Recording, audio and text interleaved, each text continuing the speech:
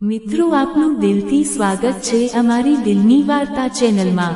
આજે અમે તમારા માટે એવી અદ્ભુત અને રહસ્યમય સ્ટોરી લઈને આવ્યા છીએ જેને સાંભળીને તમે ખરેખર ચોંકી જશો। મિત્રો, મારી ઉંમર 23 વર્ષની છે અને હાલમાં જ મારા લગ્ન થયા છે। તે એક સીધી સાદી અને ભોળી છોકરી છે।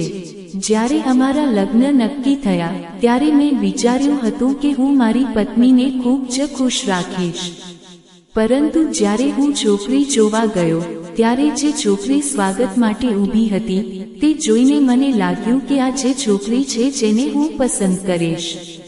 મેં તરત જ તેને પસંદ કરી લીધી, પણ પછી ખબર પડી કે તે છોકરી નહીં પણ તેની માં હતી।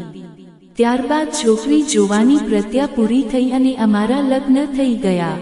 મારી સાસુ દેખામાં ખૂબ જ સુંદર અને આકર્ષણ છે। મારી નજર ઘણીવાર તેમના પર જ ટકી જતી હતી। તેમની બોલાવવાની રીત ખૂબ જ નાજુક અને મીઠી હતી। તેમનામાં એક અલગ પ્રકારની જાદુઈ સુંદરતા હતી। તેમની ઉંમર ભલે વધુ હોય પણ તેમને જોઈને કોઈ પણ કહેશે કે તેઓ 30 વર્ષની આસપાસના હશે। તેમનો ગોરો રંગ, નાજુક ચહેરો અને સ્મિત ખૂબ જ પ્યારું હતું। તેમની સાડી પહેરવાની સ્ટાઇલ મારા પર ઊંડી અસર પાડી હતી। લગ્નના પહેલા દિવસે તેમને મારું ધ્યાન ખેંચી લીધું હતું। મારા સસરા ન હતા, તેથી લગ્ન પછી સાસુમાં અમારી સાથે જ રહેવાના હતા। મારો સાળો વિદેશમાં નોકરી કરતો હતો અને ત્યાં જ સેટે થઈ ગયો હતો। તે સાસુમાને પણ પોતાની પાસે બોલાવવાની વાત કરતા હતા, પણ સાસુમા વિદેશ જવાની ના પાડતા હતા। સસરાના અવસાનને 2 વર્ષ થઈ ગયા હતા ત્યારથી મારી પત્ની અને હું અમે બંને અમારા જ ઘરમાં રહેતા હતા। લગ્ન પછી મારી પત્ની, જે પહેલેથી જ ભણવામાં હોશિયાર અને ટેલેન્ટ હતી, તેની એક મોટી નોકરીની તક મળી, પરંતુ નોકરી માટે તેને 1 મહિના માટે દિલ્હી તેની પર જવાનું હતું। ત્યાં તેને રહેવા જમવાની વ્યવસ્થા કંપનીએ કરી દીધી હતી, પરંતુ તેના ગયા પછી મારા માટે ઘરે જમવાનું બનાવવું મુશ્કેલ થઈ જાત ત્યારે પત્નીએ સૂચના કરી કે આપણી મમ્મીને આપણી પાસે બોલાવી લઈશે, તેનાથી તમને કોઈ તકલીફ નહીં પડે। મને તેની સૂચના ગમ્યું, પણ સાસુમાં શું કહેશે એ વિચારીને હું થોડો ચિંતિત હતો। જ્યારે પત્નીએ સાસુમાને બધી વાત સમજાવી તો તે બોલ્યા, અરે, આ તો બહુ સારી વાત, તું બેફિકર થઈને ટ્રેનિંગ પર જાવ, હું જમાઈરાજનો પૂરો ખ્યાલ રાખીશ। તેમની વાત સાંભળીને મને પણ સારું લાગ્યું।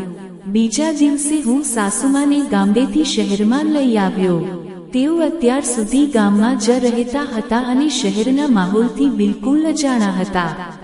ત્યારે જ્યારે મેં તેમને ઘરે બતાવ્યું તો તે બોલ્યા, જમાઈરા, તમે તો બહુ સુંદર ઘર બનાવ્યું છે અને ખૂબ જ પ્રગતિ કરી છે।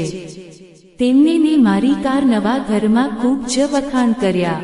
તેમની વાતોથી મને અંદરથી ખૂબ જ ખુશી થઈ રહી હતી। બીજા દિવસે મારી પત્ની ટ્રેનિંગ માટે જવાનું હતું, તેને રાતે પોતાનું પેકિંગ પૂરું કરી લીધું હતું। સવારે મેં તેને સ્ટેશન પર મૂકવા ગયા। તેની વિદાય આપીને પાછા ફરતી વખતે સાસુમાં બોલ્યા, જમાઈરાજ, હવે જ્યારે આપણે બહાર છીએ તો બજારમાંથી શાકભાજી ખરીદી લઈએ। તે તરત જ ગાડી બજાર તરફ વાળી। જ્યારે સાસુમાં શાકભાજી ખરીદી રહ્યા હતા ત્યારે દરેક શાકને ધ્યાનથી પસંદ કરીને લેતા અને દરેક વખતે થોડી થોડી રગજત કરતા। તેમની આ આદત મને બહુ ગમી। મેં સાસુમાને કહ્યું, સાસુમા, તમારી દીકરી તો શાક ક્યારેય વીણીને નથી લેતી, જે દુકાનદાર આપે તે લઈને લે છે। આના પર સાસુમા બોલ્યા, અરે, તે હજુ નાની છે, તેને આ વસ્તુઓની એટલી સમજ નથી। મેં કહ્યું, અચ્છા, એવું છે? અને પછી અમે ઘરે પાછા આવ્યા। ઘરે આવીને મેં સાસુમાને કહ્યું, સાસુમા, તમે અંદરના રૂમમાં સૂઈ જાઓ, હું હોલમાં સૂઈ જઈશ। આના પર સાસુમા બોલ્યા, અરે નહીં, તમે તમારા રૂમમાં સૂ, હું હોલમાં સૂઈ જઈશ। આખરે હું હોલમાં સૂઈ ગયો। સવારે જ્યારે હું ઉઠ્યો તો જોયું કે સાસુમા મારા કરતા પહેલા ઉઠીને ઘરનું કામ કરી રહ્યા હતા। હું રોજની આદત મુજબ પત્નીને ગુડ મોર્નિંગ કહેવા લાગ્યો ત્યારે સાસુમાં બોલ્યા, જમાઈરાજ, હું પત્ની નથી, તમારી સાસુ છું. મેં મારી વાત ફેરવતા કહ્યું, અરે હા, જુઓ ને સાસુમાં, આ મારી રોજની આદત છે.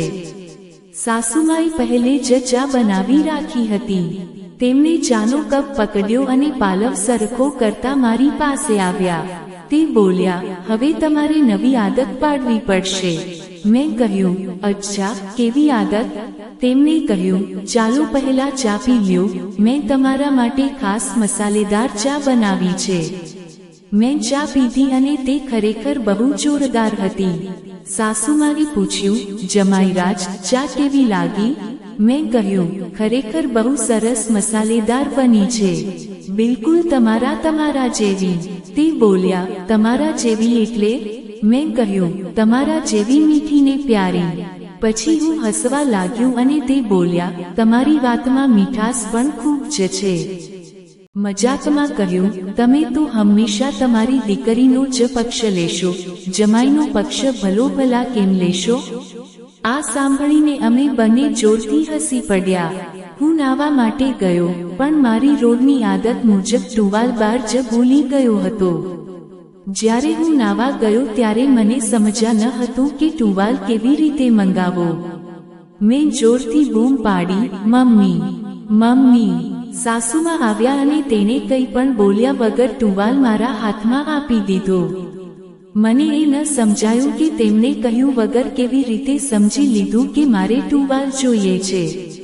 હું નાઈને બહાર આવ્યો અને ઓફિસ માટે તૈયાર થઈને નીકળી ગયો. મેં સાસુમાને ટીવી ચલાવવાની રીત સમજાવી જેથી તે ઘરમાં એકલા હોય ત્યારે કંટાળી ન જાય.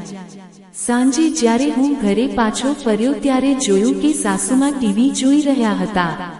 મને જોતા તેમણે પોતાની જાતને સંભાળીની કોશિશ કરી. મેં કહ્યું, લાગે છે કે તમે નાવા નથી. આના પર તે બોલ્યા, અરે, મેં તો નાઈ લીધું હતું. મેં કહ્યું, પણ તમે સાડી નથી બદલી, એટલે મને લાગ્યું કે તમે નથી નાયા.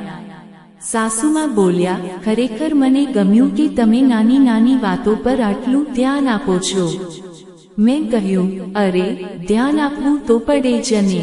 આખરે ઘરમાં હવે આપણે બંને છીએ અને તમારી દેખરેખ રાખવી એ મારી જવાબદારી છે.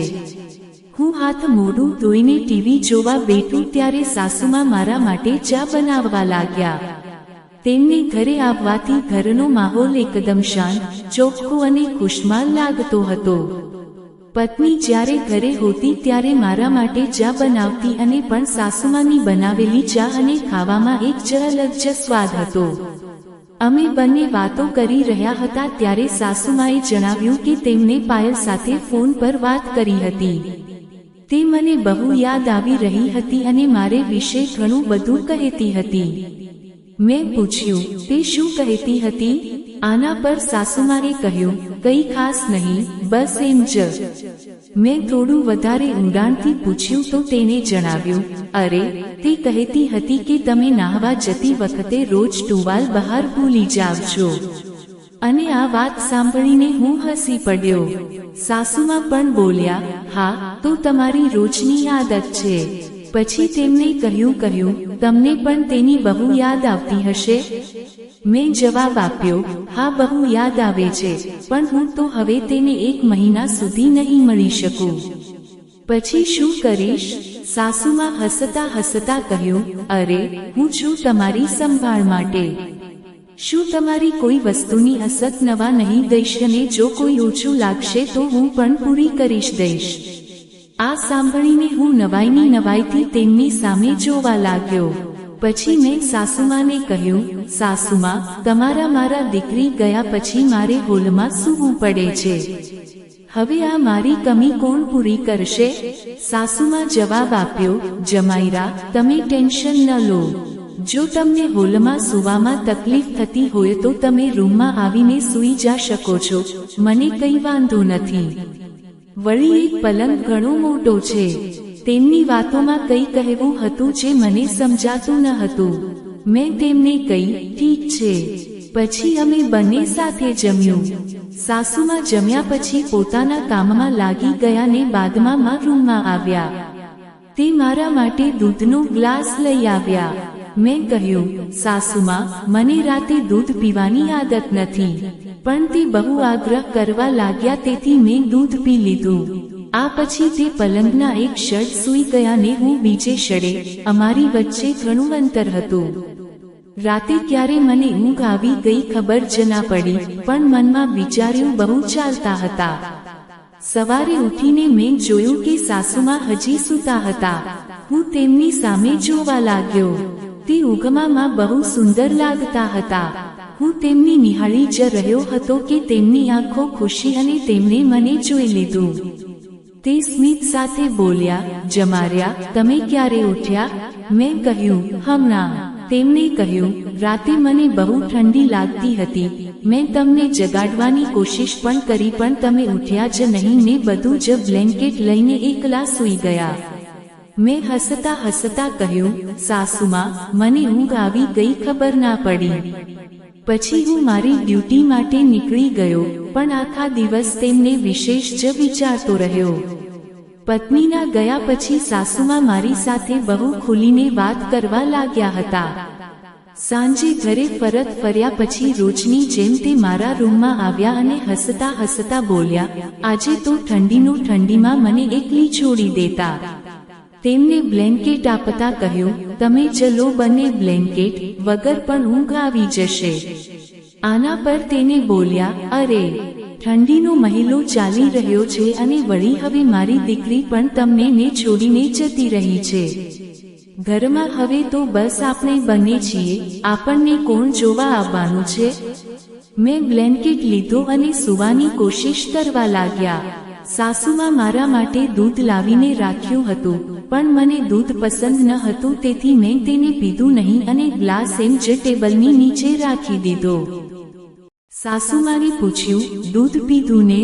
મેં જૂઠું બોલતા કહ્યું, હા, પી લીધું. પરંતુ તેમને આ સવાલ પછી મને ઊંઘ ન હતી આવી રહી. સાસુમાં સૂઈ ગયા હતા એવું લાગતું હતું, પણ થોડીવાર પછી અનુભવ કે રૂમની બહાર ગયા. મને લાગ્યું કે કદાચ કોઈ કામથી ગયા હશે. થોડીવાર પછી તે પાછા આવ્યા અને મારી પાસે બેસી ગયા.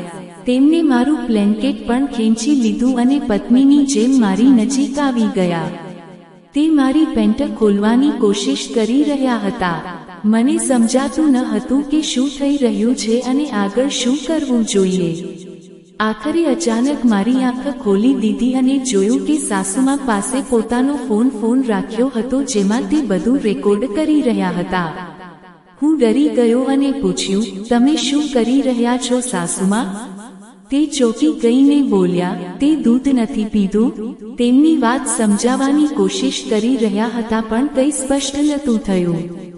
મેં તેમને પૂછ્યું, તમે ફોનમાં રેકોર્ડિંગ કેમ કરી રહ્યા હતા? તેમને કોઈ જવાબ ન આપ્યો પણ મેં જલ્દીથી ફોન ઉપાડ્યો અને જોયું કે તેમાં મારું વિડિયો રેકોર્ડિંગ થઈ રહ્યું હતું. મેં આગળના દિવસના પણ રેકોર્ડિંગ જોયા ગયા. હવે મને અહેસાસ થયો કે સાસુમાં ગઈ રાતે દૂધમાં ઊંઘની દવા ભેળવી હતી ને મારી હાલતોનો ફાયદો ઉઠાવીને મારો ફોટો અને વિડિયા બનાવી રહ્યા હતા. મને બધું સમજાઈ ગયું કે મેં જલ્દીથી ફોનમાંથી વિડિયો ડિલીટ કરી લીધો અને પણ સાસુમાં બોલ્યા, દીકરીના ફોનમાં પણ વિડિયો છે. આ સાંભળીને મને સમજાઈ ગયું કે પત્ની પણ આ કાવતરામાં સામેલ છે. સાસુમાએ બધી વાત કહેવાની શરૂ કરી દીધી. હું ચૂપચાપ એની વાત સાંભળી રહ્યા અને પછી ફોન પર કોલ કર્યો. 10 મિનિટ અંદર પોલીસ અમારા ઘરે આવી ગઈ. સાસુમાં મને જ્યારે અંદાજ ન હતો કે મેં પોલીસને બોલાવી લીધી છે. પોલીસને પૂરી ઘટના જણાવી ત્યારે સત્ય સામે આવ્યું કે પાયલ અને સાસુમાં અસલમાં નસકોરા બોલાવે છે. દીકરીની નહીં પણ બહેન ન હતી. બંને બહેનો એક ગેંગ હતી જે છોકરાઓને સાથે લગ્ન કરી તેમના વિડીયો બનાવી હતી અને બદનામ તેમને બ્લેકમેલ કરી તેમને સંપત્તિ હટાવવાનું કાવતરા કરતી હતી. મારું આ લગ્ન એક મેરેજ યુદ્ધો દ્વારા થયા હતા એટલા માટે હું સમય રહેતા દલ્પમાંથી બચી ગયો અને મોટી આર્થિક નુકસાનમાંથી પણ બચી ગયો. આ પાઠ મને જીવનભર યાદ રહેશે. મિત્રો, આ વાત કહેવાનો ઉદ્દેશ કોઈનું દિલ દુભાવવાનો કે કોઈ અંતિમ પ્રવૃત્તિઓ પ્રોત્સાહન આપવાનું બિલકુલ નથી. બસ આપ સૌ જાગૃત અને સાવચેત કરવાનું છે.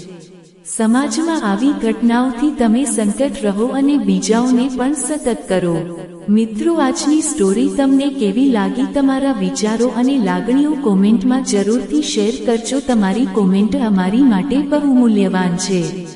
અને હા, જો સ્ટોરી ગમી હોય તો દિલની વાર્તા ચેનલને સબસ્ક્રાઇબ કરીને અમારી સાથે જોડાયેલા રહેજો.